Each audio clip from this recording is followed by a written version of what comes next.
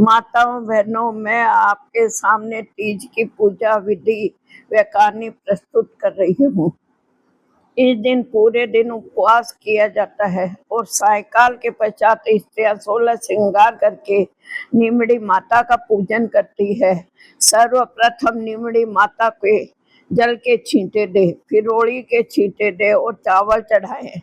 उसके बाद पीछे दीवार पर रोली, मेहंदी और काजल की 13-13 बिंदियां अपनी अंगुली से लगाए। फिर नीमड़ी माता के मोली चढ़ाए, मेहंदी, काजल और वस्त्र ओढ़नी चढ़ाते हैं। दीवार पर लगाई गई बिंदियों पर भी मेहंदी की सहायता से लच्छा चिपका देते हैं। इसके अतिरिक्त नीमड़ी माता से कोई ऋतु फल, दक्षिणा आदि चढ़ाते। फिर किनारे रखे दीपक के प्रकाश से नींबू, ककड़ी, मोती के लड़, नीम पत्ती, दीपक, किलो, सातू का लड्डू आदि वस्तुओं का प्रतिबिंब देखते हैं और दिखाई देने पर इस प्रकार बोलना चाहिए, तलाई में नींबू दिख्यो दिख्यो सोई टूठ्यो। इसी प्रकार अन्य सभी वस्तुओं के लिए बोले। इस प्रकार पूजन पूर्ण करके कथा सुननी ही चाहिए। कथा सुनने के बाद छींक चोट का गीत गाएं। रात को चंद्रोदय पर चंद्रमा को जल के छींटे देकर जिमाए व चांदी की अंगूठी व आंखें गेहूं में हाथ में लेकर जल से आध्य देना चाहिए। आध्य देते थोड़ा थोड़ा जल चांद की ओर मुख करके गिराते हैं। फिर सत्तू के पिंडे पर भाई पति पुत्र के तिलक निकालते। पिंडा अपने पति या पुत्र से चांदी के रुपए से बड़ा करवाएं। इस क्रिया को पिंडा पसवाना कहते हैं। फिर सातू पर ब्लाउज रुपए रखकर बायना निकालकर पैर लगकर सासू जी को दे देना चाहिए। फिर तोरू आंकड़े पत्ते पर सातू खाए और अंत में आंकड़े के पत्ते दाने में 7 बार कच्चा दूध लेना व बाद में उसे 4 टुकड़े करके चारों दिशाओं में फेंक देना चाहिए। उद्यापन 24 पिंडे या 17 पिंडे बनाकर सब में लच्छा, सुपारी, गिठ लगा देना चाहिए। 17 प्लेटें, प्याले मंगा ले। बेस व सभी सुहाग सामग्री तैयार कर ले में पिंडे प्लेटों या प्यालों में रखकर टिक्की गिरा दे वह परिवार वालों को दे। एक पिंडे पर बेस व सुहाग का सामान रखकर चांद के अर्घ देवे। कल्पना निकाले व सासू जी को दे देवे। अब सातू तीज की कहानी है। एक साहूकार था, उसके 7 बेटे थे। उसका सबसे छोटा बेटा वेश्यागामी था। उसकी पत्नी जिठानियों के यहाँ काम करके अपना गुजारा करती थी। भादवे के महीने में कचली तीज का दिन आया। सभी ने तीज माता का व्रत किया और सातू बनाया। छोटी बहू व्रत बहुत गरीब थी। सास ने छोटा सा सातू का पिंडा उसके लिए भी बना दिया। शाम को पूजा करके वो सातू पासने लगी। उसी समय उसका पति वेश्या के यहाँ से आया और बाहर से बोला, किवाड़ खोल। उसने दरवाजा खोला। वह बैठा भी नहीं कि उसी क्षण उसने कहा कि मुझे वापस अभी वेश्या के यहाँ छोड़ाओ। वह उससे वेश्या के यहाँ छोड़ाई।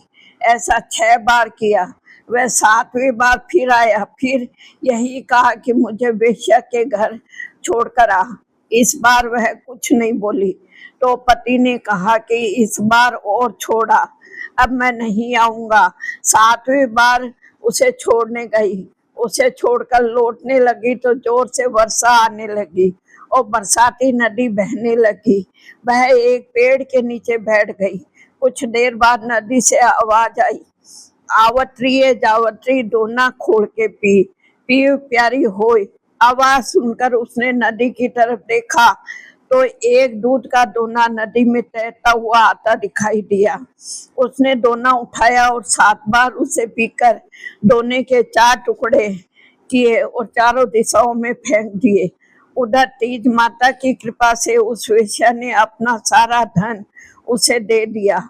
वह सदा के लिए वहां से चली गई। पति ने सारा धन लेकर उस घर आकर फिर अपनी पत्नी को आवाज दी, दरवाजा खोल। तो उसकी पत्नी ने कहा, अभी मैं दरवाजा नहीं खोलूंगी। तब उसने कहा कि अब मैं वापस नहीं जाऊंगा, अपन दोनों मिलकर सातू पासेंगे। लेकिन उसकी औरत को विश्वास नहीं हुआ। उसने कहा कि मुझे वचन दो, फिर वेश्या के पास नहीं जाओगे। पति ने पत्नी को वचन दिया तो उसने दरवाजा खोला और देखा कि उसका पति गहनों धन माल सहित चमाचम कर रहा है। उसने सारे गहने कपड़े अपनी औरत को दे दिए और कहा कि अब सब तेरे हैं। फिर दोनों ने बैठकर सातू पासा। सुबह जब जिठानियों के यहाँ काम करने नहीं गई तो बच्चे बुलाने आए। काकी चलो, सारा काम पड़ा है। उसने कहा कि अब तो मुझ पर तीज माता की पूरी कृपा है, इसलिए मैं काम करने नहीं आऊंगी। बच्चों ने जाकर माँ को बताया कि आज से काकी काम करने नहीं आएगी। काकी तो नए कपड़े व गहने पहनकर बैठी है और काका जी भी घर पर है। सभी जने बहुत खुश थे। हे तीज माता, जैसे आप उस पर प्रसन्न हुई वैसे सब पर प्रसन्न होना, सबके दुख दूर करना, घटती हो तो पूरी करना। सातू तीज की दूसरी कहानी। किसी गांव में एक गरीब ब्राह्मण था। भादवे की कजली तीज आई। ब्राह्मणी ने उसे कहा कि आज मेरे तीज माता का व्रत है, कहीं से चने का सातू लेकर आओ। ब्राह्मण ने कहा कि मैं सातू कहाँ से लाऊं? तो ब्राह्मणी ने कहा कि चोरी करो, चाहे डाका डालो, लेकिन मेरे लिए सातू लेकर आओ। रात का समय था। ब्राह्मण घर से निकला और एक साहूकार की दुकान में घुस गया। उसने वहां पर चने की दाल, घी, शक्कर लेकर 1.25 किलो तोलकर सत्तू बना लिया और चलने लगा तो आवाज सुनकर दुकान के नौकर जाग गए और चोर चोर कहकर चिल्लाने लगे। साहूकार कहा कि उसे पकड़ लिया। पूछने पर ब्राह्मण ने कहा कि मैं चोर नहीं हूँ, एक गरीब ब्राह्मण हूँ। मेरी पत्नी के आज तीज माता का व्रत है, इसलिए मैं सिर्फ यह 1.25 किलो का सातू बनाकर ले जा रहा हूँ। साहूकार ने उसकी तलाशी ली तो उसके पास सातू के अलावा कुछ भी नहीं मिला। उधर चांद निकल आया तो ब्राह्मणी सातू का इंतजार कर रही थी। सेठ ने उसकी गरीबी व ईमानदारी देखकर ब्राह्मणी को अपनी धर्म की बहन बनाया। ठाठ से सातू, गहने, रुपए, मेहंदी, लच्छा और बहुत सारा धन देकर विदा किया। सातू तीज की कहानी। किसी गांव में जाट था, उसके 2 विवाह किए, दोनों ने एक एक लड़की हुई। कुछ समय बाद पहली जाटनी मर गई। अब सौतेली माँ अपनी बेटी से कुछ भी नहीं कराती, उससे बहुत प्यार करती और दूसरे से सारा घर का कामकाज करवाती। दोनों लड़कियां बड़ी हो गई। एक दिन जाटनी ने जाट से कहा कि मेरी बेटी के लिए अच्छा खासा पैसे वाला घर का वर देखना, वह सौतेली के लिए साधारण घर वाला। जाट ने दोनों लड़कियों की सगाई करके विवाह कर दिया। सौतेली बेटी समझदार व मेहनती थी। ससुराल वाले उससे बहुत खुश थे। जाटनी की खास बेटी न काम काज जानती, वह अपनी अकड़ में रहती, इसलिए ससुराल वाले उससे बहुत दुखी हो गए। कुछ दिन बाद दोनों को लेने गया।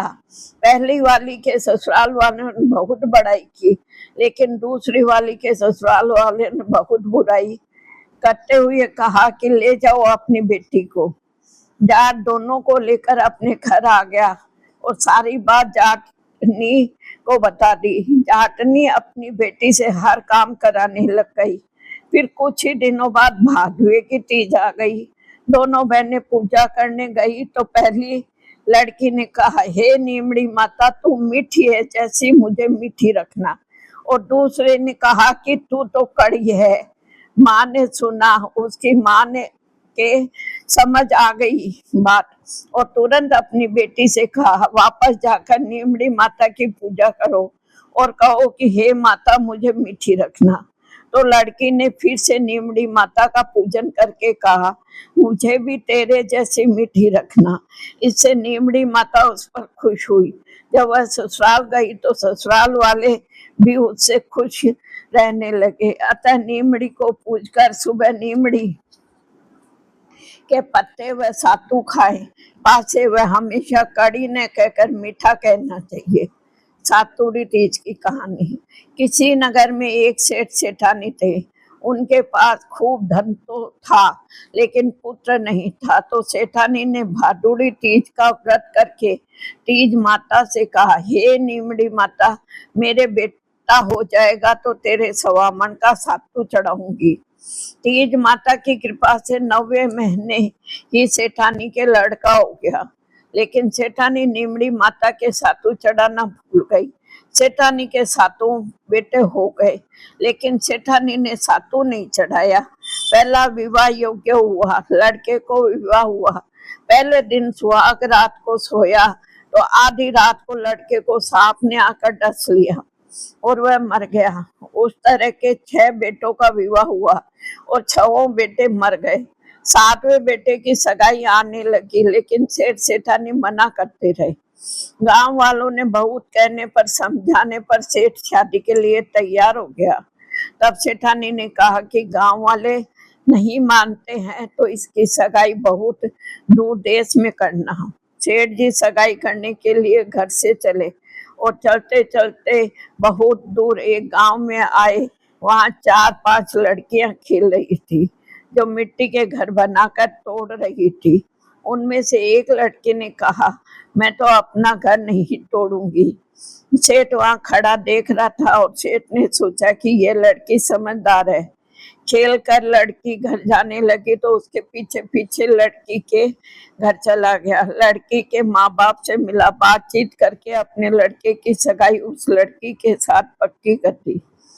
विवाह का दिन आया, फिर विवाह का दिन भी पक्का कर दिया और घर पर आकर विवाह की तैयारी करने लगा। सेठ बारात लेकर और 7वें बेटे का विवाह हो गया। बारात विदा हुई। लंबा सफर होने के कारण माँ ने लड़की से कहा कि रास्ते में सातू व सींग डाल रही हूँ, रास्ते में कहीं नीमड़ी पर शाम को नीमड़ी माता की पूजा करके सातू पास लेना, वह कल्पना निकालकर ससुरा जी को दे देना। धूमधाम से बारात चली। रास्ते में तीज का दिन आया। ससुरा जी ने बहू को खाने के को कहा तो बहू ने कहा कि आज तो मेरे तीज का उपवास है। शाम को नीमड़ी नजर आई तो सेठ जी ने गाड़ी रोक दी। बहू नीमड़ी माता की पूजा करने लगी। नीमड़ी माता पीछे हट गई तो बहू ने कहा, हे माता, मुझसे पीछे क्यों हट रही हो? इस बार नीमड़ी ने कहा, तेरी सास ने बोला पहला पुत्र हो जाने पर सातू चढ़ाऊंगी, पर याद नहीं रखा। बहू बोली, माता हमारी भूल माफ करो, मैं आपको सातू चढ़ाऊंगी। मेरे 6 जेठ को वापस लौटा दो, वह मुझे पूजा करने दो। माता नववधू की भक्ति व श्रद्धा को देख प्रसन्न हो गई।